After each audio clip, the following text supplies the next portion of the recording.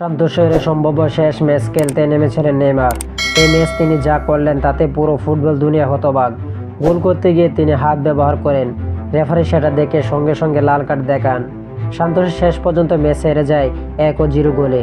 ঘটনাটি ঘটেছে বোটাফোগোর বিপক্ষে ম্যাচে। শুরু থেকে নেইমারকে রাগান্বিত দেখাচ্ছিল। বোটাফোগোর সমর্থকরা একের পর এক দোয়া দিচ্ছিলেন।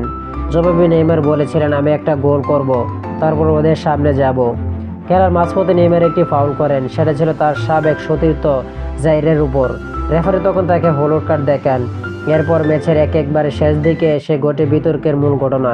নেইমার বল জালে পাঠান, কিন্তু পা কিংবা মাথা দিয়ে নয়, হাত দিয়ে, অনেকটা ম্যারাডোনা হ্যান্ড অফ গডের মতো। ভিআর দেখে সঙ্গে সঙ্গে সেই গোল বাতিল করে দেন রেফারি। নেইমার তখন দ্বিতীয় হলুদ কার্ড দেখে মাঠ ছাড়েন।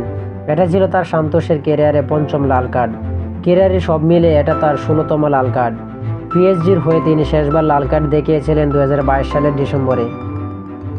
এই লাল কার্ডের পর নেইমার নিজের মুখ খুলেছেন, ভক্তদের কাছে ক্ষমা চেয়েছেন। তিনি বলেন, গোলের জন্য বেশি মরিয়া হয়ে গেলে কখনো কখনো আমরা ভুল করে বসি। আমি আমার সতীর্থ বেই ভক্তদের কাছে মাপ চাইছি। আমি ভুল করে ফেলেছি, দয়া করে আমাকে ক্ষমা করে দিন। তিনি আরও বলেন, আজ যদি আমি লাল কার্ড না দেখতাম, আমি নিশ্চিত আমরা 3 পয়েন্ট নিয়ে ম্যাচ শেষ করতাম।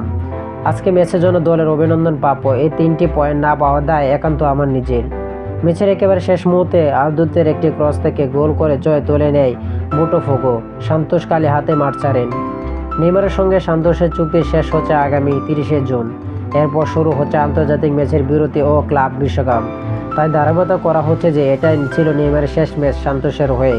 আর সেই ম্যাচটাই হলো এক লাল কার্ড আর অনুশোচনার গল্প দিয়ে। তো আশা করি যারা টি স্পোর্ট গ্যালারি চ্যানেলটি সাবস্ক্রাইব করেন না, টি স্পোর্ট গ্যালারি চ্যানেলটি সবাই সাবস্ক্রাইব করবেন এবং ভিডিওটা ভালো লাগলে লাইক এন্ড শেয়ার কমেন্ট করবেন। ধন্যবাদ সকলকে।